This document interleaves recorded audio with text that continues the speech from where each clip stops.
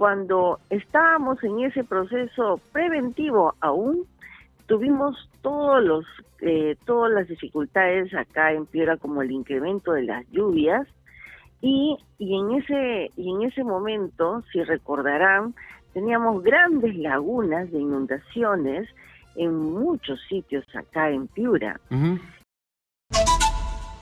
Voy a conversar a esta hora con la viceministra de Salud, con la doctora Karin Pardo, que se encuentra en Tumbes. Me imagino que viendo el tema dengue, probablemente una de las voces más autorizadas para hablar de dengue, como lo dije la otra vez, hace unos días, teniendo en cuenta que ha estado varios años trabajando en lo que significa la Dirección Nacional de Enfermedades Metaxénicas del Ministerio de Salud. Conversamos con ella. Qué gusto saludarla, doctora Pardo. ¿Cómo está? Buenos días y bienvenida a Exitosa. Muy buenos días a todos y gracias por la invitación. En este momento me encuentro en Piura primero. En Piura, sí, estuvimos durante toda la noche y la madrugada visitando los establecimientos de salud de primer nivel, 1-4, 1-3, que están con ubiclines acá en Piura, pero sí, el día de mañana estaremos muy temprano en una mega actividad en Tumbes. Ok. Doctora Pardo, una pregunta que a mí me sale, pero inmediatamente. ¿Por qué no se controla el tema dengue en Piura? Y yo voy a focalizar porque debo decir de manera clara que el tema dengue no es un problema nacional. No está muriendo gente en Cusco por dengue, ni está desatado dengue en Loreto, ni está desatado dengue en Moquegua, ni la gente en Puno o San Martín está como estuvimos en COVID. El tema dengue está concentrado en el norte, un poquito en Ica, y en el norte, digamos, principalmente en Piura. ¿Qué está pasando en Piura? ¿Por qué no se controla el dengue después de las acciones que se están realizando hace ya buen rato? Sí, es una muy buena pregunta y nosotros estamos desde el año pasado ya trabajando con varias regiones y especialmente el norte. Lo que hemos identificado acá en Piura es hay varios factores que están haciendo que el dengue en Piura no se llegue a controlar del todo. ¿Cuáles son esos factores? Primero, en los primeros meses del año, a pesar de que ya se venía trabajando desde el primer día de enero, en el mes de febrero se hizo una evaluación de todo y tenían casos de dengue, pero todavía controlado. Y en ese sentido, en los primeros días de marzo se envió un presupuesto, un decreto supremo 02, especialmente para control larvario y también para que ya se vayan preparando en el caso de tener presencia de mayores pacientes para trabajar los ubiclines, o sea, aumentar camas de hospitalización.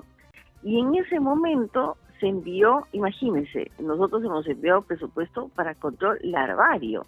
Cuando hablamos de control larvario, todavía estamos hablando de una fase de prevención, más no de control total, que ya es la fumigación cuando ya tengo altos números de casos.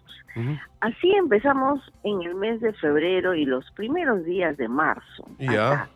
Pero cuando estábamos en ese proceso preventivo aún, tuvimos todas las dificultades acá en Piura, como el incremento de las lluvias, y en ese momento, si recordarán, teníamos grandes lagunas de inundaciones en muchos sitios acá en Piura. Factor que no nos permitía hacer las actividades en ese momento preventivas para dengue. No podíamos ingresar a muchas calles, no se podía ingresar a las casas, y este proceso demoró bastante. El desaguar todas estas lagunas que se formaban por las lluvias, se desaguaba, volvía a llover y así. Este proceso demoró mucho más de un mes, mucho más de un mes que retrasó las actividades de control vectorial. Eso es uno de los factores, El otro factor es que la población acá en Piura durante todo el periodo de pandemia no hicimos actividades de casas, es decir, control larvario, fumigación. Durante 2 años no hemos ingresado en ninguna casa para poder disminuir o eliminar al zancudo, porque acá en Piura el principal problema son los bidones, son los cilindros donde juntamos agua. Durante todo ese periodo, ese paréntesis que tuvimos durante esos 2 años, la población pareciera que se hubiera olvidado un poco. Se intervino con mucha comunicación, con mucha participación comunitaria, pero imagínese, todavía se estaba desaguando, hubo todo un proceso hubo muchos mosquitos, pero por la humedad, hubo también todo un tema de una gran cantidad de moscas que se veía, y si recordarán también, los alcaldes salían a hacer varias actividades de control, incluso de fumigación, pero no por el dengue, sino por otro tipo de insectos. Eso un poco que retrasó. Luego, ya con el decreto 02, pero estamos hablando ya de abril y mayo, sí ya vino presupuesto para fumigación en sí. Y las actividades de fumigación acá se han estado haciendo también muy focalizados, como los cercos epidemiológicos, y de ahí se hacían fumigaciones alrededor del caso, pero el zancudo ya se había dispersado. Entonces, estas actividades muy focalizadas ya no era conveniente. Por eso, ya con el gobernador, acá con sus autoridades locales, regionales, se trabajó ya procesos de megas actividades. Estas actividades así tan masivas y tan grandes, definitivamente, que moviliza a los alcaldes y todo, y eso es lo que ya se ha iniciado. O sea, se tuvo que cambiar inmediatamente de estrategia. La comisión de OPS de Washington, que estuvo acá con nosotros, estuvo en Piura, justamente ayudando a analizar qué es lo que está pasando en esta región en especial, porque incluso La Libertad ya empezó a disminuir, Lambayeque también ya empezó a disminuir sus casos, Tumbes, justamente el día de mañana también inicia una mega actividad de fumigación. Ahora, pero la ministra con todas esas condiciones habló de 15 días, 15 días que ya vencieron. Sí.